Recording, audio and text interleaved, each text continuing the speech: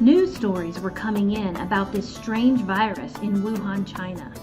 It was weeks before we saw the first cases in the US.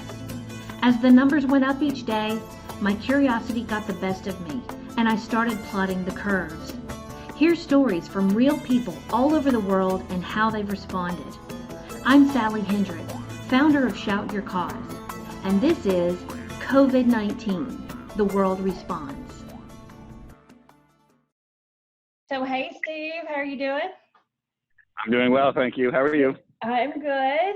So where are you right now? Are you still in Tennessee? I am in Murfreesboro, Tennessee, yes. Murfreesboro, Tennessee. And tell me, what do you do normally? I am president of Music City Fire Company. And so we manufacture goods in multiple locations throughout the U.S. and overseas and work with retailers and online retailers, e-commerce sites across the country. Okay. And I know that you've got a partnership with my husband's company for one of those tables, Rail Yard Studios. That's correct. That's how we met. Now, Indeed. Things have changed lately, haven't they? They have. Yeah. One can say that. Yeah. So why don't you tell me what's going on right now? Well, I think we're at this point, we're referring to what's on everybody's mind here in March of 2020, which is coronavirus, right? So coronavirus has got us all locked down.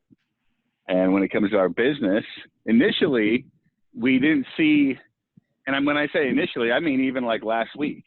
I mean, we still had a sale, for example, of a sleeper, a Rail Yard Studio unit just yesterday, right? Yeah. So we're still having some traction. Of course, that was a direct to consumer. And why is that? Most likely because at this point, them, like the rest of us, are stuck in our house or sitting in our backyards. At least the spring's coming and things like the weather's getting nice. So the most likely they're purchasing the fire table for that type of environment, right? But to answer the question, I mean, the real thing is things are shutting down. And little by little, it was 2 weeks ago, our California retailers, we have plenty of them, would call and say, hey, things are, we're shutting down. And they have things on order. They have customers waiting for production or whatever, but they got to shut down. And then it started, I've noticed on Facebook and I've noticed through our other communications with our retailers and such that gradually over the past 2 weeks, every day, more and more are shutting down. Phones aren't ringing as much, not nearly as many emails. Everything is just coming to a halt. And I'm hoping I'm answering the question. It's what you're actually asking, if this is what we're talking about. But obviously, everything's really slowed down because of the virus and the impact of it. So with you seeing that, what have you been doing to step into a new role? Because I've noticed you doing a lot of things you don't normally do. Right. Right. Yeah. So, that's been, it's really incredible for a few different reasons, right? I mean, on one side, it's unfortunate, but also how incredible it is the impact that the disease has had across the country for places that you wouldn't think. Now, at this point, this far into the game, we've all heard it 1,000 times by now about coronavirus affecting hospitals, hospital rooms, space, equipment, materials, all of those things, right? But you would never think that we would ever in America have that type of situation, right? And I think the other hard part to it is we're all trapped in our house.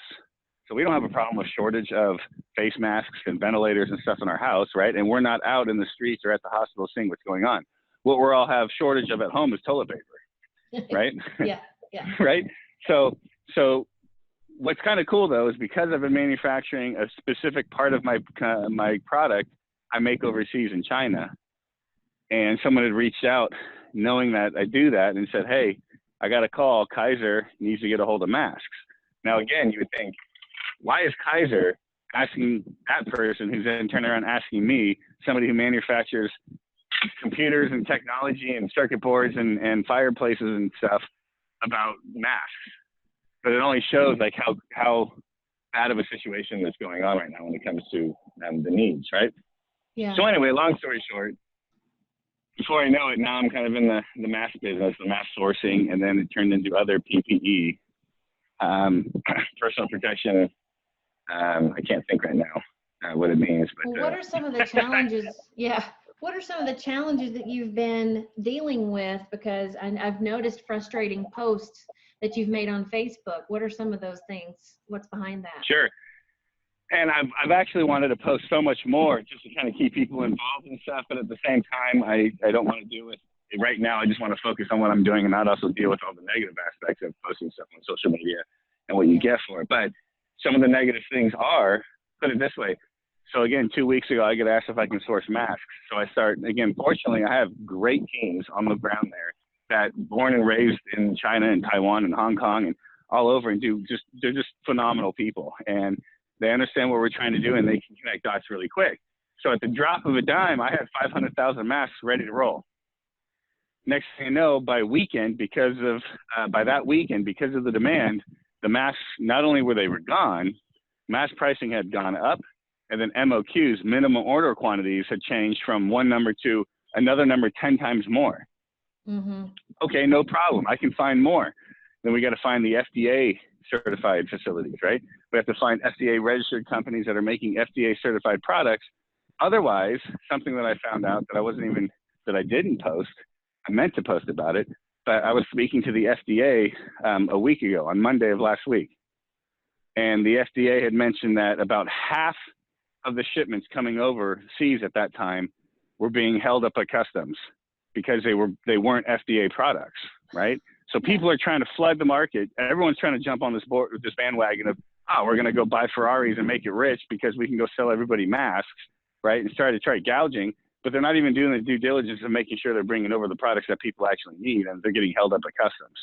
Mm-hmm. On the other side of the spectrum, I've had other facilities that I had lined up that I was getting ready to start getting product going and do things. And again, we're talking, at this point, some of my MOQs are 5 million pieces, right?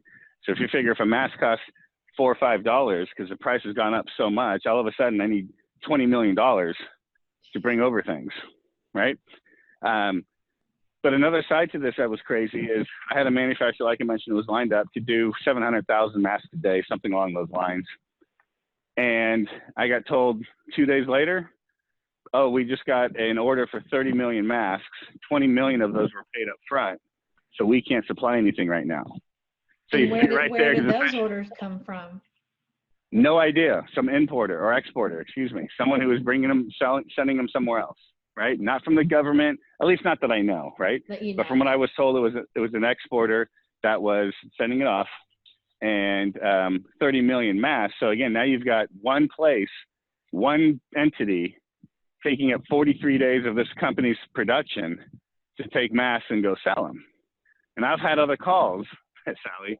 I actually had a call today where, there's some masks in locations where they might have 50 million to 150 million masks in stockpile here in the country already, and they want to sell them, but they want to sell them for an amount that's like twice what I can get it for overseas, and by making something on it, right?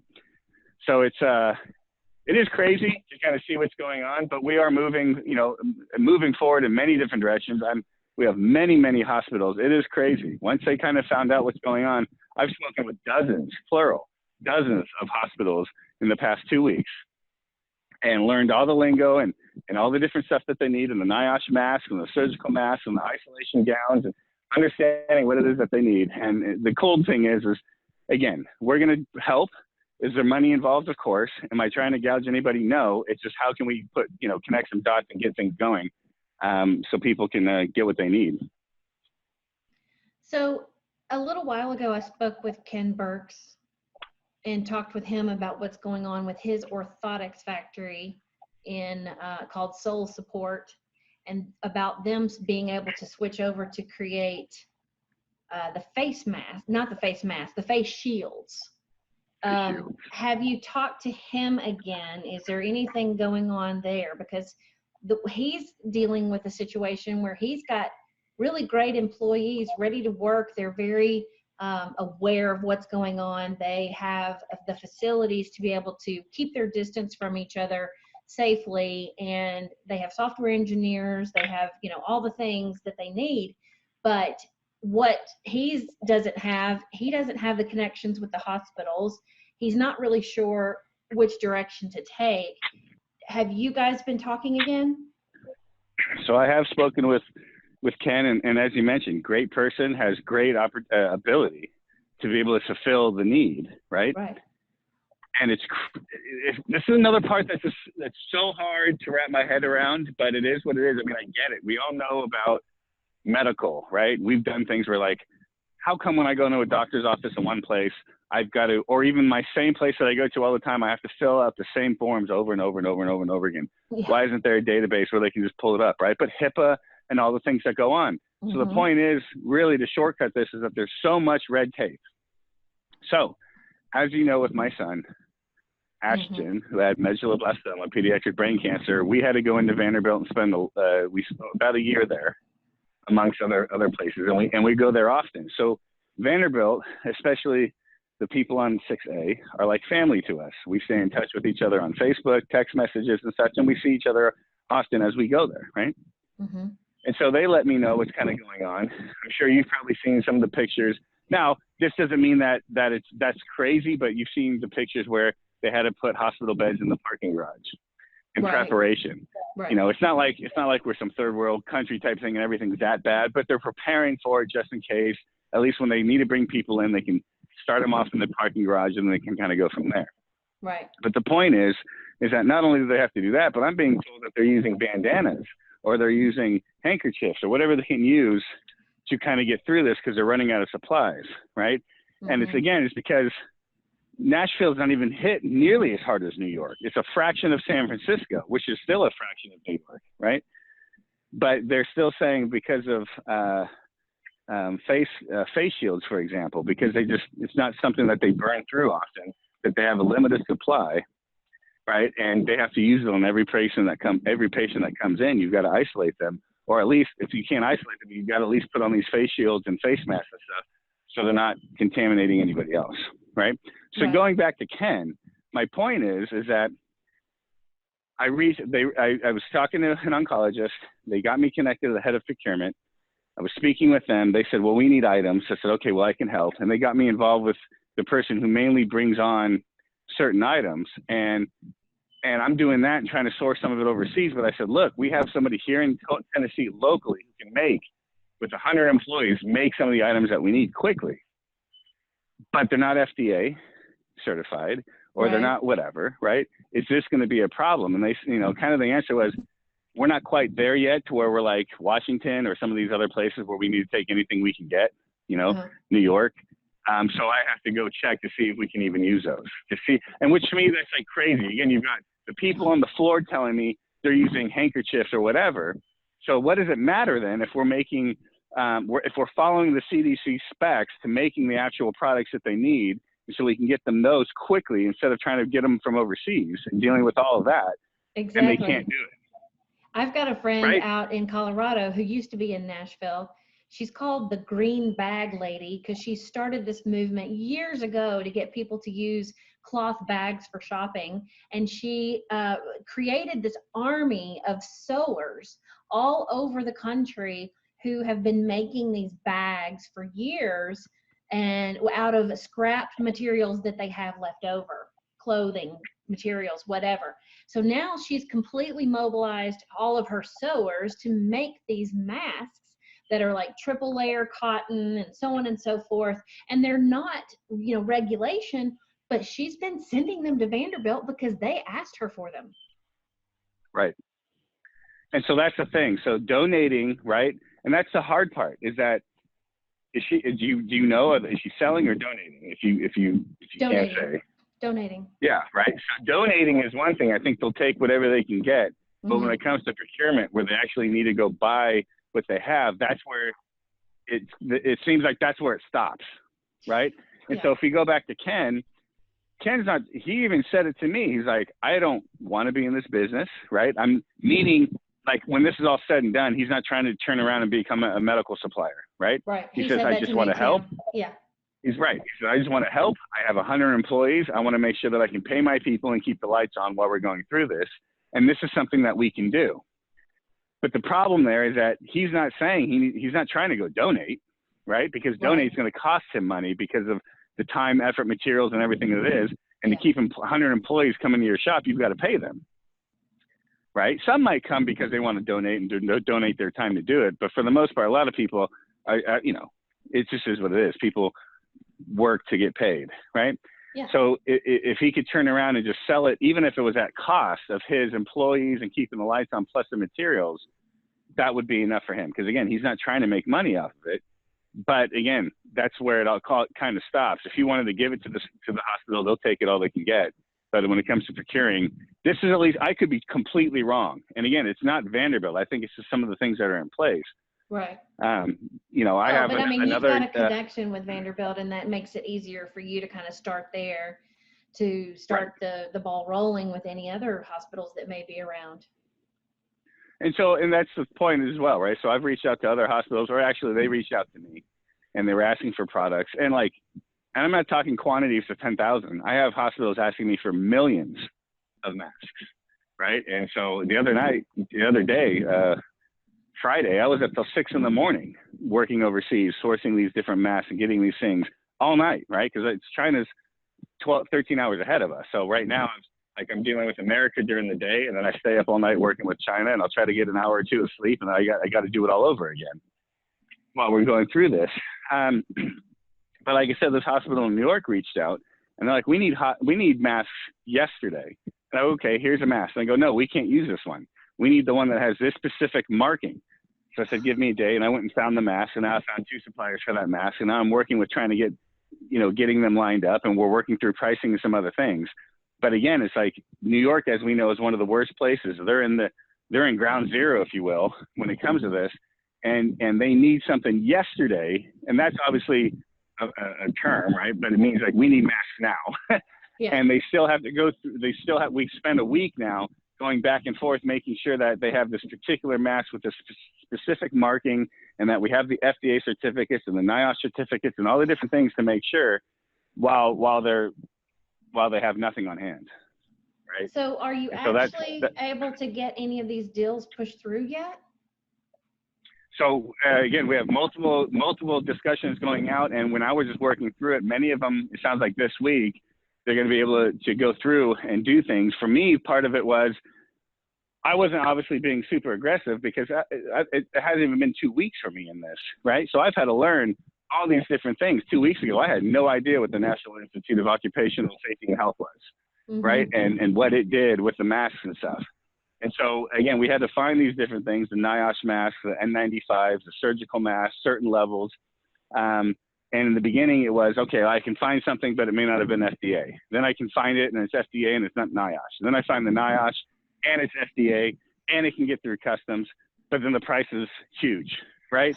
So it's constantly going through these different things to make sure that I can supply, because the last thing I want to do, take what I said earlier with people who 50% or so from the FDA were saying at that time that the 50% or so of shipments were getting held up at customs. Now, I'm doing this because we all have to be inside. And it's like, I might as well do something. I'm also doing this, especially for Vanderbilt, because of all the things that we've been through personally with my family, with them and stuff. It's like, I just love to help any way I can with them. I lost my train of thought, but where I was trying to go here, I think is, I'm sorry, I lost my train of thought. It's fine. It's really been a relatively short amount of time to try to put this all together. And so when it comes to some of these deals, many of them now are saying Tuesday, Wednesday, they're sitting down with their different teams or boards or whatever to kind of go through and approve. And I think based on the conversations that I'm having, I have the right products now for them. I've been able to ferret through that relatively quickly because of my team overseas and working so diligently while we're doing this and asking the right questions.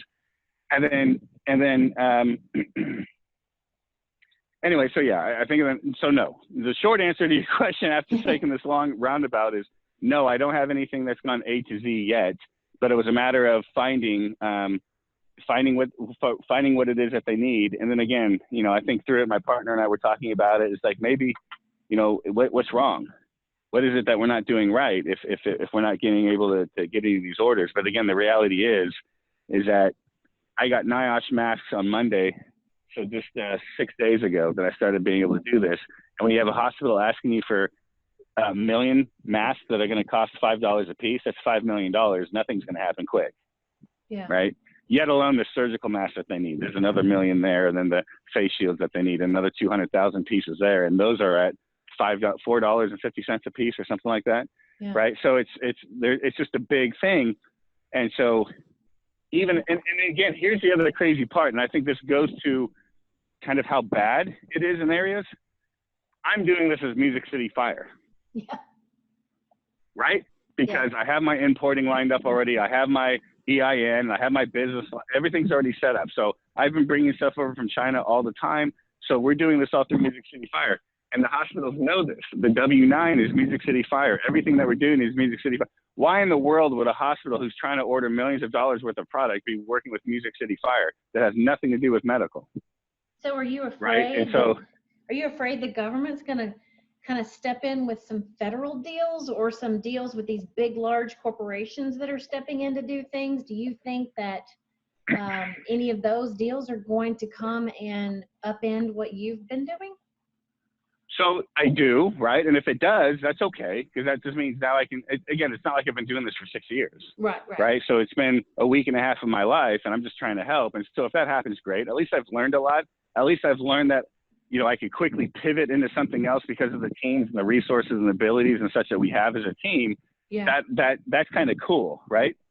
But outside of that, if, you know, 3M, I don't think, you know, I could be wrong. So it's not like 3M is just kind of sitting there saying like, maybe we should push go now, right? So they're trying to do, I'm sure what they're trying to, they're already working as hard as they can. So now, you know, they're bringing on Ford and GM and GE, but mainly when you hear them talking, it looks to me like they're mainly producing face shields and such, right? So I'm wondering then if, again, I don't think. Face masks or face shields?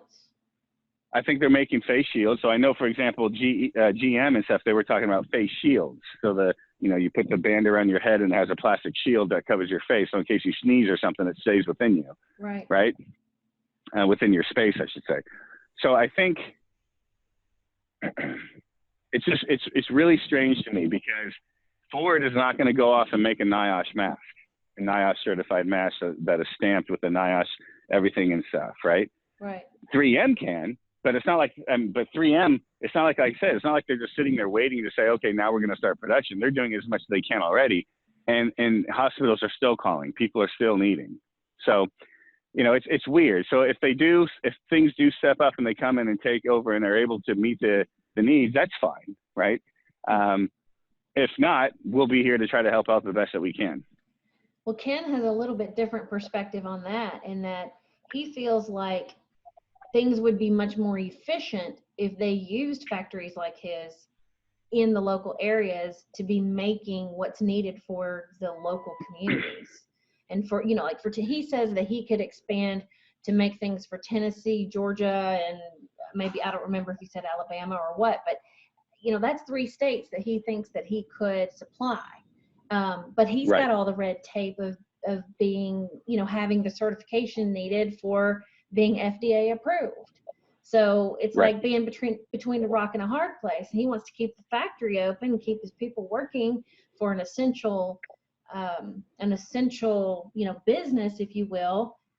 And then you've got all of these big corporations that are being given the jobs, and that's fine as far as like helping, as long as we're helping, you know, the community for the health, for the problems that are happening with the virus. But then if they're wanting to also balance this with keeping the economy going, you've got millions of people who are going to be out of work, and these companies are going to go away and be gone forever. And that's ultimately at this point, you know, if you want my 2 cents on the coronavirus, you know, I think it's obviously it's a bad thing. It spreads like fire, right? Yeah. But fortunately, it's not, don't get me wrong, it's deadly. Obviously, the numbers show it, but it's not like it's Ebola, right? So let's say if Ebola was that, right? Let's say Ebola worked like that, where you had it and you couldn't detect it for 2 weeks or whatever it is, and then you're spreading it all over the place, and then all of a sudden it hits everybody. It's over, right? So I say that only because when it comes to the economy, at this point, if we don't do something, to your point, right, the economy will get crushed, because small businesses that are working month to month on the books, essentially, right? It's going to get to a point where it's like, how do we keep the doors open? How do we get back? If this goes too long, if it's another week or two, it's really not, it's hard. Don't get me wrong. There's been impact, but if this were to go another 2-3 months, half the people aren't going to have a job to go back to. But that's what they're projecting anyway. I mean, Right. they're talking about this being a 3-month minimum. Right. And that's why, though, Trump, you know, regardless of what anybody thinks about him, that's why he's trying to say if we can get it out by Easter. But here, this goes to the kind of for the conversation. Let's take Ken in the case here. So let's say we do push it to where we can get out by Easter, right? And everything can kind of try to get back to square one. I can almost guarantee you at this point, people aren't going to feel comfortable to just go walk around shaking everybody's hands again and going to movie theaters and not wearing protection, right? Oh yeah, they're going to still self-isolate. You're going to have some people that won't, but a lot of people will. Right. But you're going to have people, I think, that take extra measures. I think you'll see a lot of hand sanitizers on desks and stuff. I think you'll see people wearing masks. And this is where I was getting to with Ken, right? So if Ken can't go, and we're just using Ken as an example because it's not just him, it's a lot of people in his position. And I see, you know, your husband, Robert from Rail Yard Studios has been sending me Instagram messages and stuff of even other local places that are saying, hey, we're starting to make masks. And my thing is who are you going to sell them to? Yeah. Because that's the hard part. You can go make a whole bunch of masks in Ken's position. Let's just take Ken again, go back to Ken. Ken, if I could help Ken get into Vanderbilt, that would help Ken's production get jump started, because they know that they can go spend the time and energy and money on buying all the materials and getting everything set up, knowing that they'd have a contract for a big hospital to be able to supply masks to. While that's happening, he could continue to make more masks and start marketing to consumers. Consumers don't need an FDA certified mask or a NIOSH certified mask. Right. You see all these people in Facebook making masks out of cloth. The reality is a mask made out of cloth is terrible, right? But people don't know that, and they're using it and they're doing their thing. It's terrible because the germs and stuff can still live on it. There's not the levels of filtration. Like on an NIOSH mask, there's bacterial and viral filtration mask. Then there's particle filtrations. It's a multi-stage type of thing that helps to do multiple things. A piece of cloth, you get it wet, everything's still going to live on there, and you put it down on the desk, and now you've got a germ on the desk and stuff, right? Yeah, so there's, done. You know, right? Cloth just isn't a good thing, but people are doing it because they think they know that they want something. People want something, right? And so that's where Ken can really step up. But how do you? It doesn't make sense for him to have 100 employees online making thousands of masks a day, moving only a couple hundred of them while they're building out their name and the awareness that they're here to be able to support the public. Right? There's that, it's a really hard balance. We don't really know the timing of any of it. I mean, that's the other thing, right? So let's say he goes and does this. He's not going to be able to buy material. And again, we're just using Ken as an example, but you're not going to be able to go buy material one sheet at a time and make it make sense, right? You have to buy material in most cases in some level of quantity in bulk so you can go do this. So there's an investment for him to put this into it. And then all of a sudden he gets stuck with a whole bunch of masks and a whole bunch of inventory that he can't use. And that's because he doesn't have a contract to a hospital, let's say, where he can get it done. So I'm still trying to work that angle with Vanderbilt for him. Okay. Right. And I want to be able to touch base with him again. And I'm waiting. I'll reach back out to Vanderbilt to see if they have any headway on the questions that they were asking, to see if they could get this done. But that's that hard part. Because I've thought about it, like putting together something where we can, again, using him. He's got sewing machines and everything. We can go knock this out.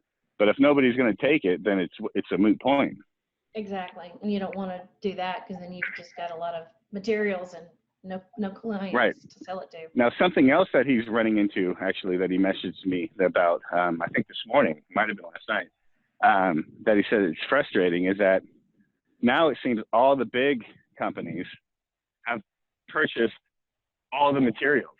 Yeah. So every time he turns around trying to find the material and he thinks he's located material so he can start doing something, he finds that it's gone because all the big players have already started buying it all.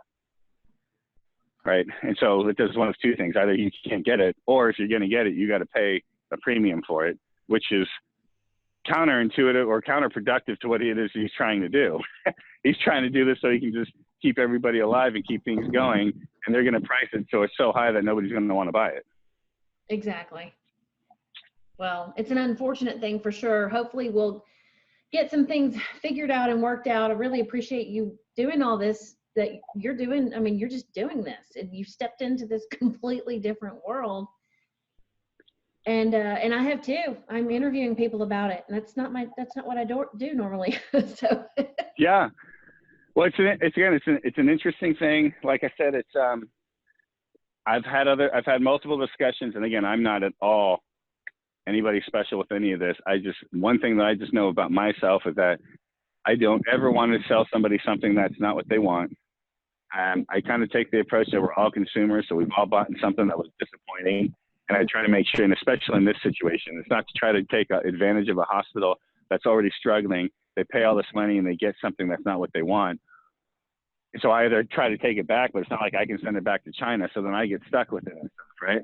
And I've had conversations with other people who are trying to do this as well, and they're calling me that, hey, they can supply me this or that or do these things. And the reality is, in some cases, it sounds like they know a lot less than even we know right now with what I've been able to learn in just the past couple of weeks. And that's the other scary thing, right? There are people out there who are just trying to do this for money. And I don't even mean like they're trying to gouge, right? They just might be say, hey, I can turn some things and make a quick profit. But when you're not accustomed to dealing with things overseas, you know, it's not always apples to apples. So what you ask for, you may not be getting, or you think you are getting it, and then you go and sell it like it is, and then it's actually not. There's a lot of false FDA stuff or, counterfeit NIOSH things or whatever. Mm-hmm. And if you're not doing your due diligence, you're only adding to the problem, right? And by bringing in bad stuff. Well, so, and that's why, anyway, that's probably part of the reason why Facebook actually shut down all mask selling on using Facebook ads. Because that happened over the last couple of weeks. How many bad people, how many sharks would be out there and then doing it? And again, I think it's hard to say, right? Because for the general public, you know, in the capitalist market, people will pay what they're going to pay. And people will do it, and even if it's garbage, sometimes people aren't going to know there's a difference, and they're going to feel better about themselves knowing that they have some type of protection in their house, because something is going to be better than nothing, I think, in some cases. But ultimately, to Facebook's decision is yes. Like if it's only because in these times there's so many people that are going to get taken advantage of by whatever, and it's sad. I mean, but that's the world we live in. Yeah. And, you know, and again, to say that and to provide another answer to a question that you asked earlier about have I moved anything yet, or have we done A to Z and connected everything? Right. And this is another one of those reasons, right? Like I said, you know, I'm Music City Fire, and they're still having multiple discussions with me. And I think part of that is because I try to be super transparent, right? And I want to be very diligent and truthful in what it is that we're doing and make sure that I do the best for them. But at the same time, they don't know me from the next guy who's saying I can get masks, and then they all of a sudden they sign up with them, and then halfway through it's like, oh, I can't get them unless you pay $3 more a mask now, or I can't get them at all or anything, right? They're going through all this, and they have to try to ferret it all out themselves while going through everything else that they're going through, trying to buy from non-traditional channels, knowing that there's a lot of fraud. Yeah. Right? So it's such a hard thing, and you know, there's a lot of people out there that'll sound like me. I just want to be truthful, and I just want to be honest. I'm just trying to do this thing, and I'm not trying to go buy a Ferrari after all this, right? But there are people with those intentions, you know. So at the end of the day, anyway. What's your hope? What's your hope about all of this? Well, a few things. One, I think, the main thing is, I know it's not even a hope, but it is kind of a hope, but I believe it to be true regardless, is that we'll get past it, obviously. We'll get through this. I hope that, you know, at a top level, and then when it disseminates down through everybody, that we actually, in case something like this does happen, we actually listen. I will tell you, I've said it plenty of times to friends and family. I believe there's one or two things that's going to end up killing me. It's either going to be AI or it's going to be a virus, right? And because it only shows you right now how deadly some of these things can be if we don't pay attention to it, and how fast it can get out. We think we're so big, we're nothing. right? Earth is just a grain of sand in the galaxy amongst billions of stars, right? So it's like, the planet's actually really small, and viruses do what they need to do to survive, just like we do, and they're going to take over and do their stuff, right? And I'm not at all trying to come across as crazy. All I'm trying to say is what I hope is that we can learn from this. We can try to do things better. Next time when something comes up, there were a lot of people that were in leading positions saying that, including Trump, but plenty of other people that were on the complete opposite side of Trump, who call him an idiot and stuff all the time, would be saying, this isn't a big deal. We don't need to worry about this. The flu's worse. And then now look what's happened, right? Yeah, so exactly. we need to get away from, and not just that, like now when you turn on the TV today, it's always like doom and gloom, and every little thing's getting over centralized, even if it's has nothing to do with this, but it's like, I've noticed there's been other things. Now they're trying to make every little thing like some big thing, because right now everybody's in this mode. It's like, let's get away from that, right? Hopefully we can start getting real information pushed out. We can actually get prepared. We can actually follow steps together, and we can move forward. Hopefully that makes sense. It does. It does. I get it completely. Well, thank you so much, Steve. If there's anything else you want to add. No problem. Well, no, that's fine. I think we covered enough. I hope this was good for you and for everyone else who would ever hear it. But a lot of good stuff ultimately is going on for a lot of different people. And, it is kind of cool. I guess the last thing that I will say, as rough as the world is, and as crazy as people can get sometimes, it is kind of cool to see how many people are stepping up to try to help, and converting their businesses from something completely unrelated into trying to manufacture these things. And that's just awesome. And it's obviously really apparent, again, regardless of what anybody's viewpoint on Trump and political stuff. I'm not trying to make this political, but it is apparent that we do rely on other countries a lot for certain things. Mm-hmm. And there's, we need to try to figure out how do we find that balance to where you can have stuff over there and things back here. The hard part is, there's masks out here that you can buy, or face shields that you can buy that are great quality, but they're $20 a piece, whereas you can get them from overseas for $1.50 a piece. Yeah.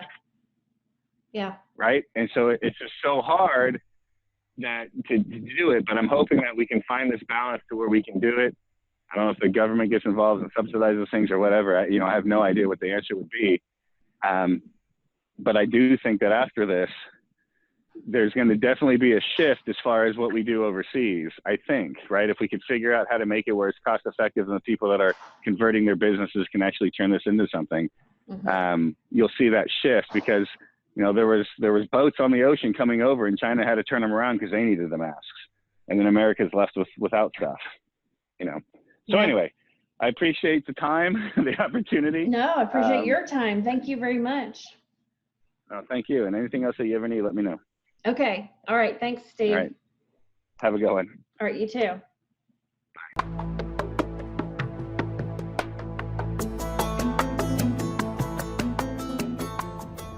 Thank you for listening today.